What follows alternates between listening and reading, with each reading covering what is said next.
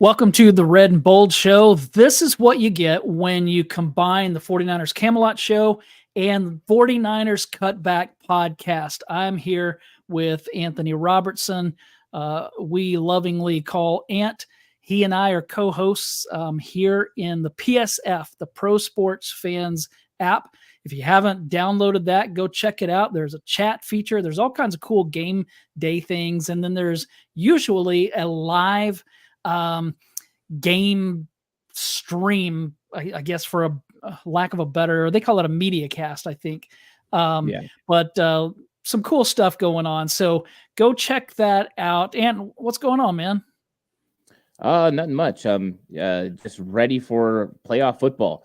And I think this is what we've been waiting for in San Francisco since the week one started, because let's be honest, last year, everyone left with a bad taste in their mouth. And now we're ready to get into the big games where the 49ers get to prove their mettle. They get to prove who they are.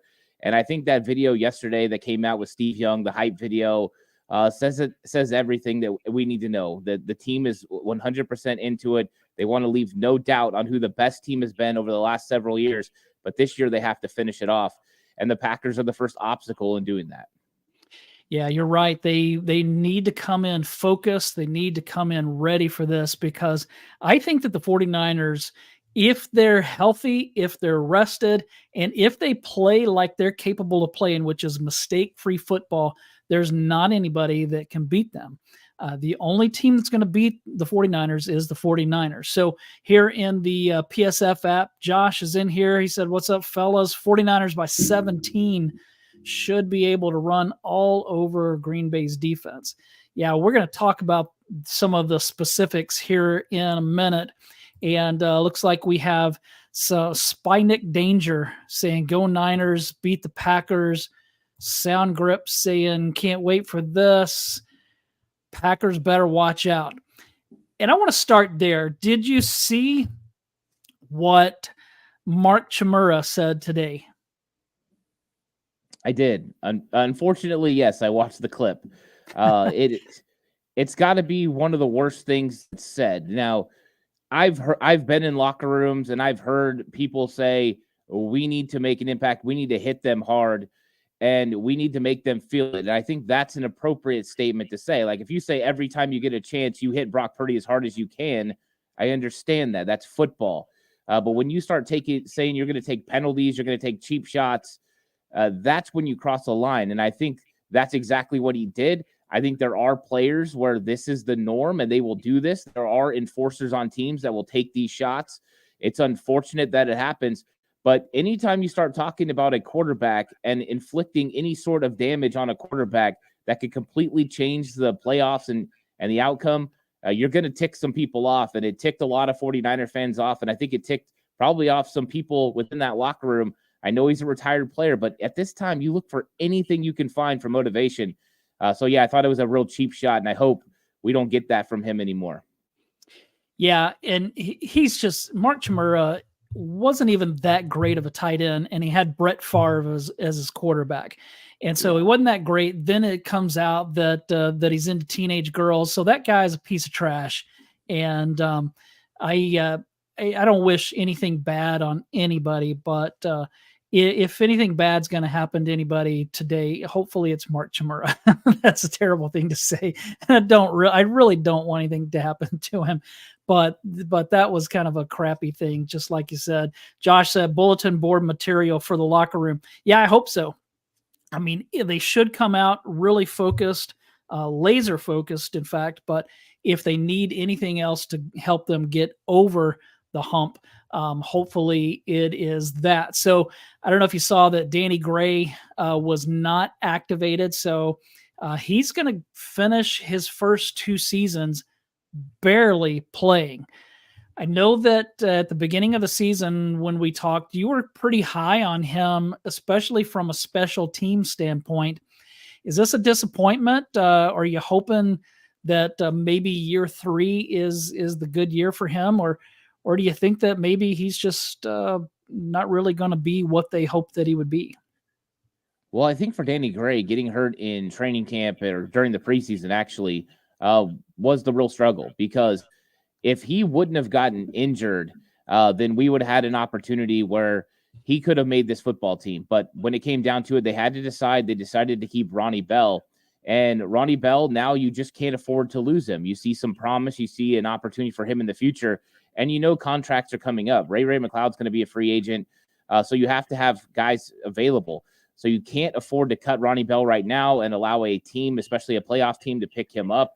You have to make sure you hold on to all those receivers. So I do think that Danny Gray is a product of circumstance, injury first, and now a situation they don't have roster spots because, let's be honest, one of those receivers still might get cut to make room for George Odom.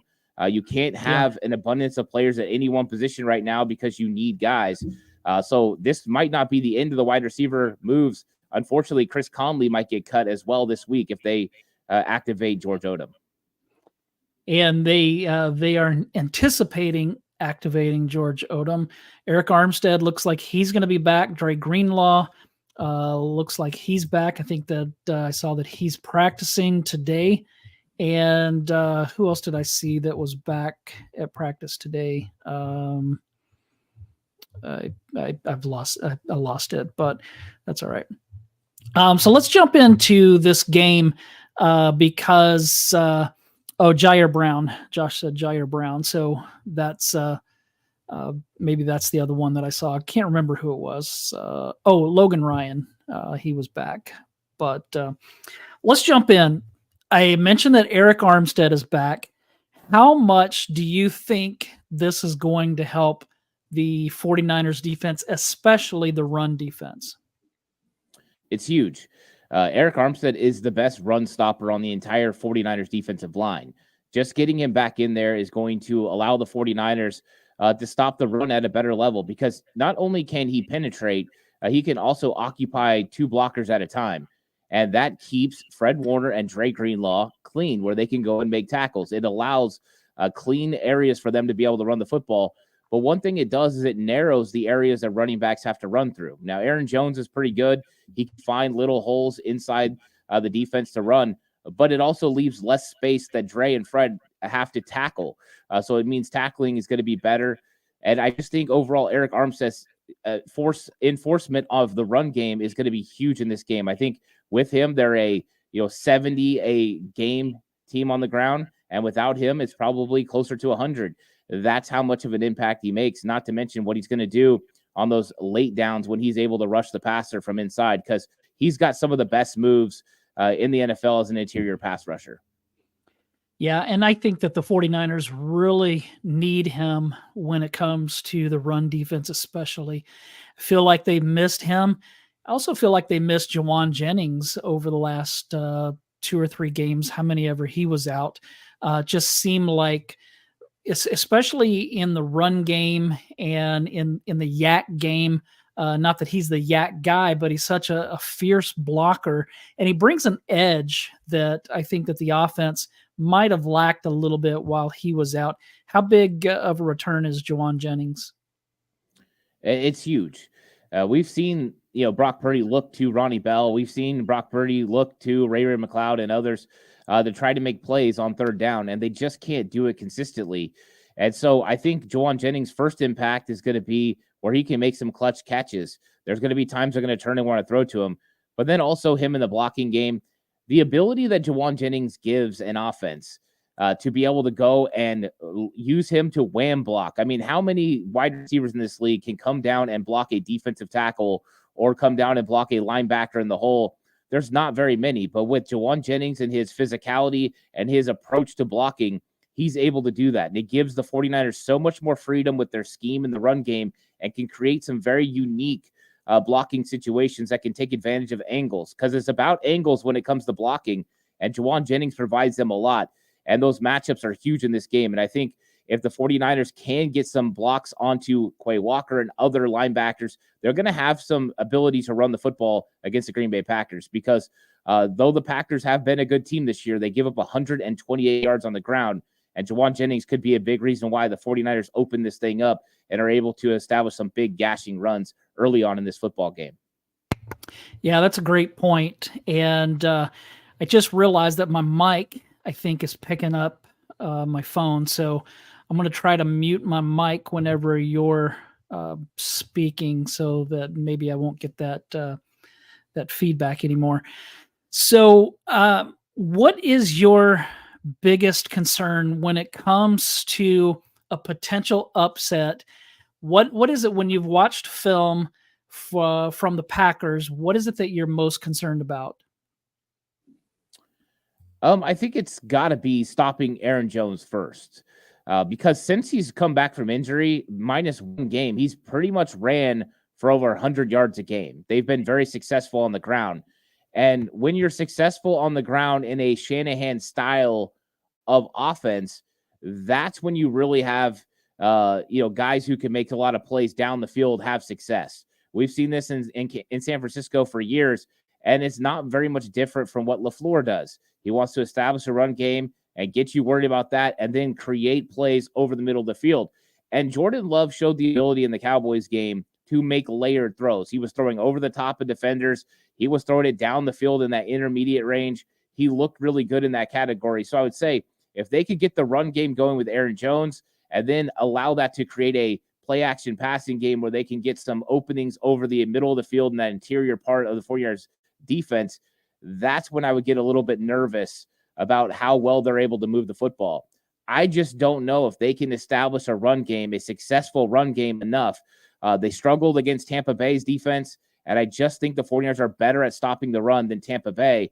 Two good linebackers, a very solid front four for the 49ers, and an intent for the 49ers as far as safeties to get up in there and make some plays. I think they're going to put the onus on Jordan Love to win this football game. So stopping the run is going to be huge in this game. Yeah, I agree. Forever Blessed is in here with us. Randy Daytona is in here. Randy Elite Daytona says, two of my favorite guys. Thanks, Randy.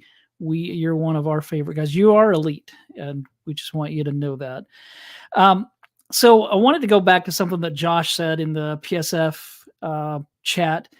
He said that Logan at safety is a bit too slow against Green Bay's speed. What do you think about that? Because I kind of have wondered, are they going to start Logan or are they going to go right back to Jair Brown?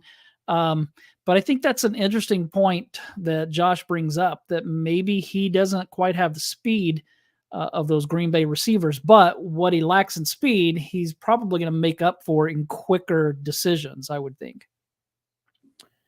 Yeah, what's interesting about this situation, I actually made a video last week. Should it be Logan Ryan or should it be Jair Brown? Because I saw this conversation coming. When you get from Jair Brown is an explosiveness, a guy that's able to come up in the box and make plays, splash plays. That's who Jair Brown is. But when you look at Logan Ryan, you're seeing a player that's in the right spot at the right time and making sure he doesn't make big mistakes. When Steve Wilkes first came to San Francisco, he said, we're going to limit explosives and we're going to cause turnovers. Limiting explosives is what Logan Ryan would do for the 49ers at the safety position. So, yeah, you could talk about his speed. It probably isn't what it used to be, but neither is Tashawn Gibson. I think if you're running the coverage the way you're supposed to run it, they will be just fine being able to have him out on the field. What I think we're going to see is probably a Logan Ryan start followed by a Jair Brown from time to time in this game, especially when you see certain personnel groupings for Green Bay, heavy run sets. Let's get Jair Brown on the field. But I feel more comfortable with Ryan in coverage than I do Brown. But I think that both guys are pretty set for this 49ers team, but I'd lean more towards the veteran leadership. But we'll see what the 49ers decide to do in this matchup. We won't know probably until we get closer to Saturday. Yeah, it's going to be interesting because I agree that Jair Brown pops off the screen a lot more, but it's hard, especially in the playoffs. It's hard to beat veteran leadership, especially when you look at the fact that Jair Brown barely played here toward the end of the season. I want to go back to Jesus, Niner Nation faithful, El Paso, Texas. Awesome, man. Great to have you in here. And some predictions in here, 31-10. Let's see. Yeah, Teddy Boy's asking the same thing. El Paso, Texas. That's Cowboys fans area. Yeah. So, and look, I grew up surrounded by Cowboys fans, and I'm telling you, it takes some guts to be a 49ers fan around Cowboys fans. So that is for sure. What about the rain? There's potentially rain forecasted. It's kind of changed already. It's probably going to change again. If it's raining, is that going to be more of a concern? Because we've seen Brock Purdy in the rain in Cleveland. That didn't go well. We've seen him in, I guess last year, the first game of the postseason against Seattle, there was some rain in that one. And I think that maybe that was also some jitters. He didn't look good early on, but then he turned things around and the 49ers won. But just what are your concerns? Because for me, rain and weather is the great equalizer. And we've seen so many times a team that should dominate lose to a lesser team because weather is the great equalizer. It gets rid of the speed factor at times. And just can affect, the turnovers. There's just a whole lot that goes into it. I don't like rainy games. Where are you at on this? Yeah, I'm never a fan of the elements adding something to the game, whether that's, causing more turnovers, maybe limiting the effectiveness of playmakers. There's a lot of ways to look at the rain's effect on the football team. And I think that when it comes down to it, you don't want the rain to have an impact, but it probably will if it does rain. And it could have an impact, like Josh is saying in the app, it could have an effect with the run game of the 49ers being successful, because if you have a good running game in the elements, you are more likely to have success. The other thing, I think it can give the 49ers an advantage. Most people probably won't even consider this, but you have a injured corner in Jair Alexander with an ankle. Changing direction for a wide receiver, they know where they're going. On a wet field, it's easier for a wide receiver than a cornerback who's playing reactionary. So I think in those categories, you have some advantages, but I do worry about players slipping down and causing blown coverages where that wouldn't normally happen. So it's going to be interesting to see what the weather ultimately looks like. It depends on what app you go to when it's going to rain. I've seen it raining all throughout the day to not raining until the game's almost over. You just don't know right now. But I think that really you just can't have any concern. You go into a rain game the same way you would go into a normal game. Your game plan is your game plan, and you go out there and you try to execute. If it becomes something worse, then you adjust. But I think the 49ers are well equipped to handle this. Christian McCaffrey, this is going to be a big game for him. Deebo Samuel, and that's exactly what you got to do. If you have to pour it on in the run game, and that'll help neutralize the weather. But turnovers are always a factor, so we'll see. But I think when it comes down to it, the 49ers are well equipped to handle the rain. And that Cleveland game was in Cleveland against one of the top defenses in the entire league. So that's something to remember as well. Yeah, that's a good point. And a lot of people in the chat saying, run the ball, run the ball. CJ said, I looked at the forecast and it's showing clear. So that's good news. Hopefully that'll be the case. Josh in the PSF app said Green Bay's game plan will be to screen us to death and try to get the tight ends involved. Yeah, I think that they're gonna do their best to be balanced, and that's why we talked a little bit about the running game at the start, because I think that that's critical. I think that if the 49ers can slow down that Green Bay running game, then their chances get a lot better. I saw a stat that when Aaron Jones rushes for 100 yards or more, Jordan Love, I don't remember the numbers, but he's been really good. When Aaron Jones rushes for less than 100 yards, Jordan Love is not near as good, and the Packers don't win as often. So I think the key is going to be slowing down Aaron Jones.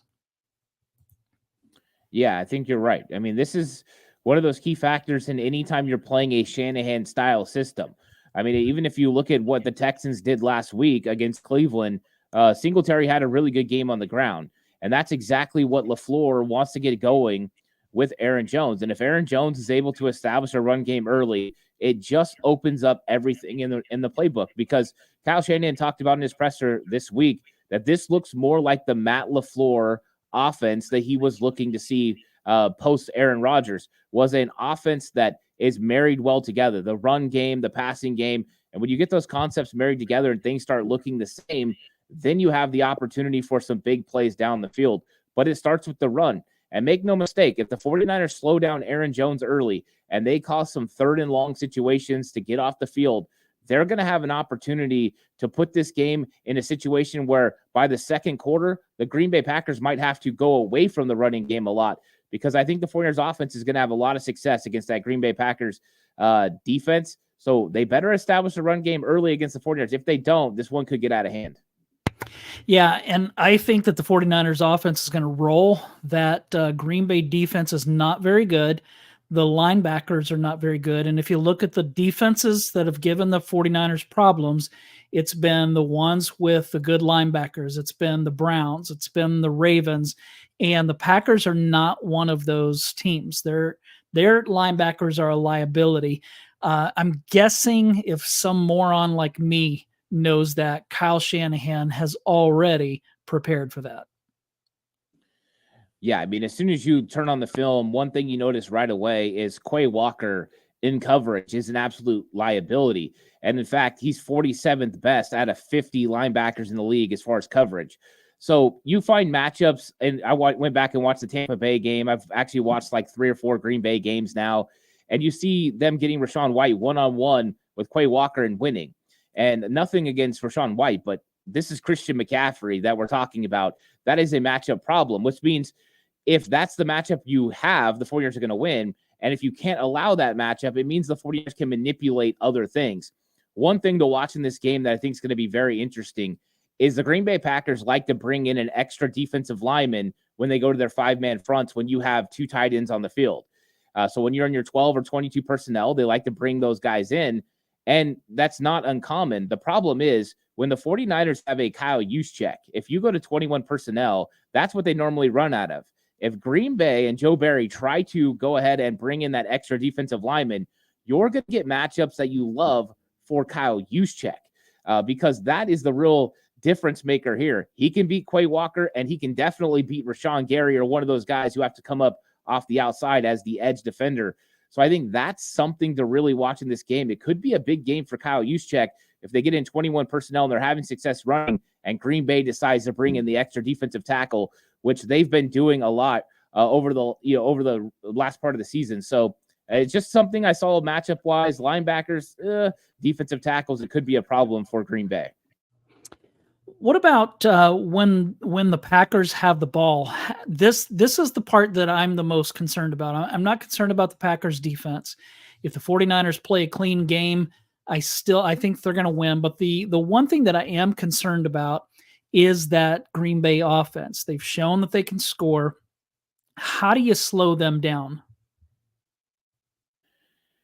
I think, the Green Bay offense definitely showed something against Dallas, right? They showed the ability to run the football consistently, for Jordan Love to be able to make some big throws down the field.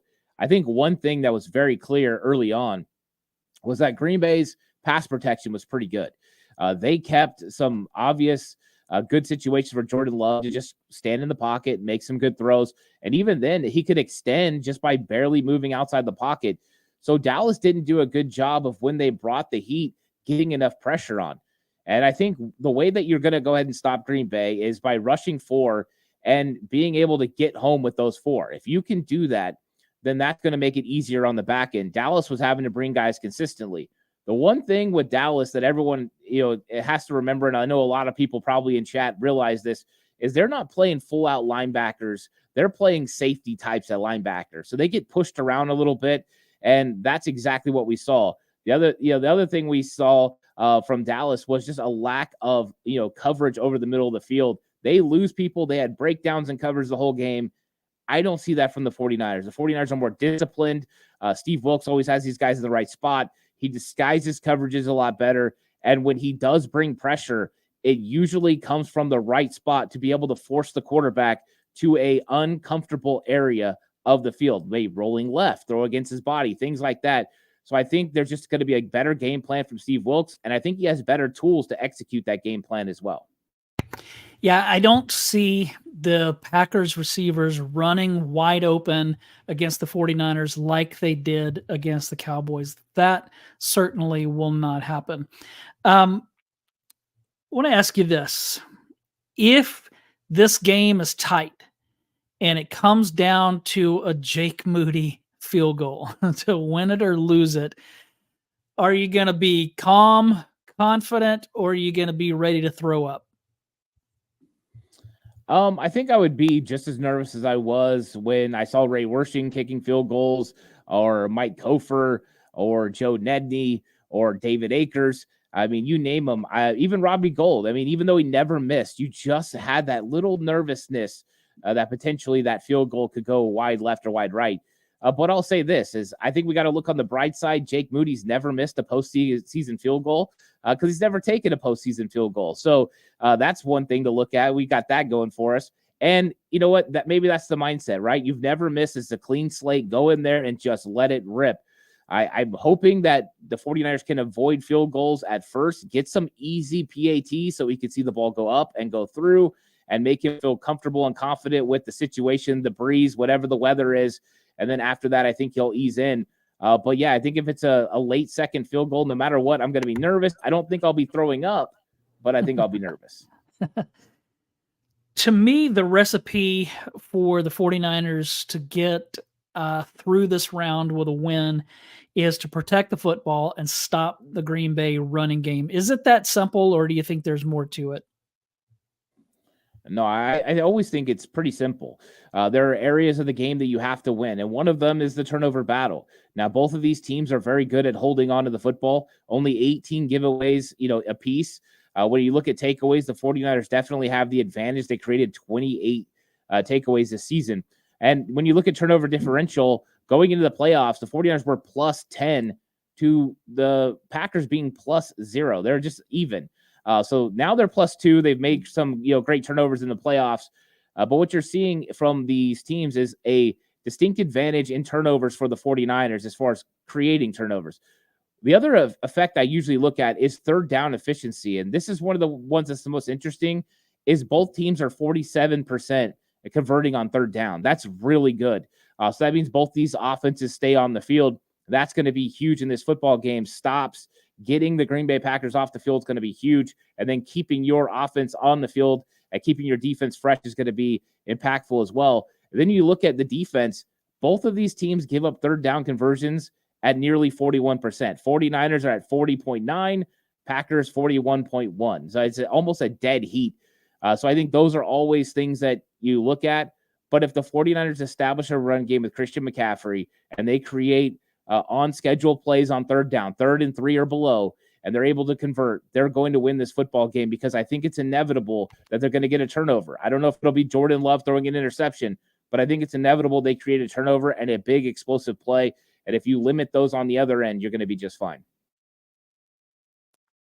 So today I saw I don't know if it was a Packers fan or a Packers beat writer or somebody who was showing clips of Brock Purdy throwing interceptions, and the synopsis of this post that had multiple interceptions by Purdy was, oh yeah, this is the guy we're supposed to be afraid of. Yeah, he's so creative. He's so good. Look at him. And I just thought that was an ignorant take, because Brock Purdy has thrown 11 interceptions in 2023. Jordan Love has thrown 11 interceptions. So I don't think that Purdy is this turnover machine that's going to crumble as soon as the mighty Packers defense comes after him. It's like, the funny thing is, and I'm supposed to be on a Packers show here later tonight, and I hope that they're not nice, because I want to be able to call them out on some things, and one of those is that they're coming into this, their fans, like they're the defending Super Bowl champs, and they're expecting the Packers to just dominate the 49ers. Where I feel like 49ers fans, I've seen some that have said this isn't going to be close, and some that have been the other extreme, I'm scared. But most are kind of fallen in the middle, that look, the 49ers are a better team. They should win this game as long as they don't shoot themselves in the foot. Where are you at on that? Do you feel that same way that the 49ers ought to win this and the Packers fans are daydreaming, or do you feel like they have a decent shot of winning this game? I think the Packers are a good team. With that being said, they were 9-8 in the regular season. But just like on all things in the NFL, and we see this every week with power rankings, we see this every week with the way people talk about different teams, it's what have you done lately? And the last thing the 49ers were seen doing for most who just watch only the big-time games was losing to Baltimore and Brock Purdy having a not-so-good performance. And if they were even close enough to catch the Rams game, they probably think the 49ers are coming off a huge loss where they, got beat by the Rams. But when it comes down to it, I enjoy the Packers are drinking the Kool-Aid. Go ahead, drink it. Drink the yellow and green Kool-Aid and just enjoy the playoffs. You guys are a young, upcoming team. But right now, everyone's looking for a boogeyman. The boogeyman is the 49ers, okay? The 49er fans don't lean to look around the league for a boogeyman. There's no one out there. The 49ers are the boogeyman. And the Green Bay Packers are going to find out when they go out there, what it's like to play a team that's elite in almost all categories. And I think that's what they went in. They played a Dallas team that had played and beat a lot of teams that were sub 500 this year that were not playoff teams. And now they're going to play a team that's the top of the level. And if the Packers come in there and somehow get a win, we got to give them their props. They played well, whatever. But I'm telling you, it's a little bit different when you line up and you're going against it. This ain't Brandon Cooks, running a route over the middle. This is Deebo Samuel. You get physical with him, you're going to get trucked. It's a different mindset. The 49ers are more physical. I think this is going to be a fun game. I think the Packers, go ahead, talk your trash. You deserve it. You had a big win against the Cowboys. But I'm just letting you know, here comes the boogeyman. And now you got to deal with the best team in the NFC. Yeah, and like Chimura is suggesting that the Packers come in and bully the 49ers. Listen, if that is your approach, you're going to lose because you don't bully the bully. That's just simply the way it is. And when we did our live games for PSF this year, we talked about that a lot during the game, not just that the 49ers were so physical, but after they knock you down, they'll push you, or they'll do something. They're bullies. And I just think a lot of teams aren't ready for that. There are some that can play that style. I'm just not sure Green Bay is one of them. Let me ask you a couple of questions because Josh in the PSF chat asked, who's Seattle's next coach? That's interesting. I know they're casting a wide net right now. I think the one they probably feel the most comfortable with is Dan Quinn. He's been in, that facility. He understands the way that they like to do things there. That one feels the most comfortable. I don't know if they're going to go for a big name. I don't really think a guy like Jim Harbaugh would go to Seattle. Him and Pete Carroll haven't really ever seen eye to eye. That one doesn't make sense to me. But I think that it's probably going to be a defensive mind. They have a thought process on what they do. They like that defense. They like to be defensive minded. But with any hire that they have, they're going to have somebody that comes in that is an offensive guy because that offense has not lived up to expectations. And they have a lot of really good players on that side of the ball. So I fully expect them to hire probably a veteran coach. I think that's what they like, an older guy, kind of keep the same chemistry and thought process. But if I was Seattle, this is me personally, not what they're actually going to do. I would go get the young gun like Bobby Slowick or somebody like that can revitalize that offense and try to compete with Kyle Shanahan. But I don't think they'll do that. I think they're going to go with an old head, a veteran. Yeah, and Dan Quinn makes sense. He's one of Carroll's guys, so that does seem like the thing that they'll do. What about Adam Peters? He's left for the Washington Commanders. What do you think they're going to do? You think they'll go in house, or are they going to bring back Mayhew? Because right now I still haven't heard anything about Martin Mayhew. I would assume he's going to stay in Washington, but just in a different role. I think Matt Barrows threw out the name Tom Telesco because he and John Lynch are friends. But what are you thinking there? Who might they wrangle to replace Adam Peters? I think when it comes to the front office search, I think they're going to be pretty deliberate, pretty diligent with their decision. I think that it's interesting you brought up Martin Mayhew, because I know that I did read Adam Peters was going to have the ultimate decision on Mayhew, and those two have worked together before.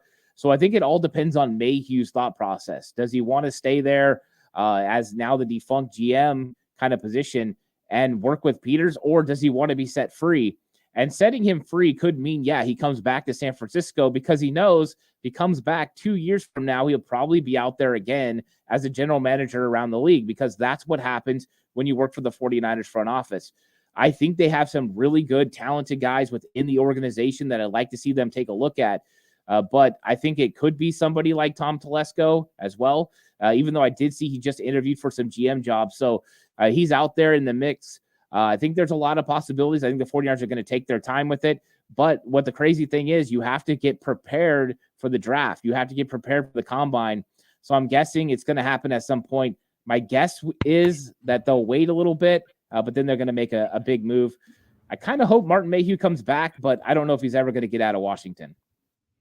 Yeah, and I think that Arik Armstead, they seem to really like. He's moved up the system rapidly. So it'll be interesting to see what they are doing. Any final thoughts before we take off here?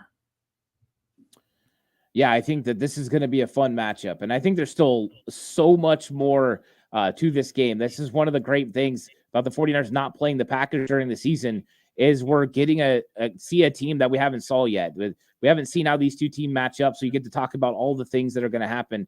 But I think that when it comes down to it, this game is pretty simple in the way it needs to happen. Both these teams are going to try to run the football and establish a run game. Both of them are going to use that run game, the effectiveness of the run game, to establish a play action game. And then they're really going to try to take advantage of getting the ball into that intermediate part of the field.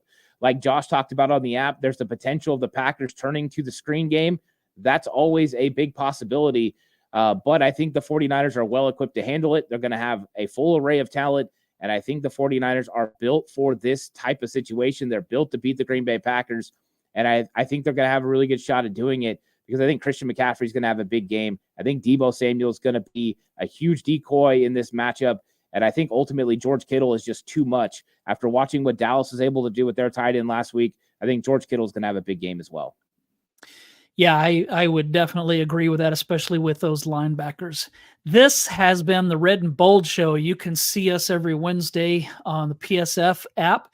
We combined our two channels, 49ers Camelot and 49ers Cutback, today, so that you could kind of get a glimpse of what we do on Wednesdays on PSF. So go download that app, PSF, Pro Sports Fans, and come join us.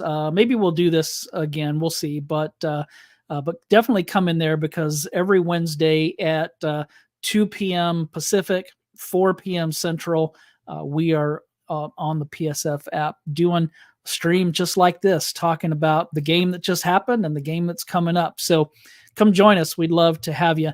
Thanks everybody for joining us. Make sure that you go, if you're watching on YouTube, head over to either wherever you're watching. If you're watching at 49ers Cutback, make sure that you like and subscribe. Do the same thing. Go find the 49ers Camelot Show. Do the same thing. And wherever you're listening, if you're listening somewhere else, make sure that you rate, review, and follow both of our podcasts. I follow Ants, and so whenever he does something new, it downloads on my phone. And I always enjoy listening to what he does, because this guy knows his stuff. So it's a lot of fun. Thanks, everybody, for joining us and for taking part in our chat and everything. It's been a blast. Thanks, Ant, for joining me. Oh, yeah, had a great time. Always enjoy our conversations. And hopefully next week we're going to have plenty more content to talk about a 49ers big win over the Green Bay Packers and looking ahead to the NFC Championship game. So I hope everyone likes, subscribes, hit that notification bell so that we don't miss any time we go live or put out a video. Yep. Everybody have a great week. Go Niners.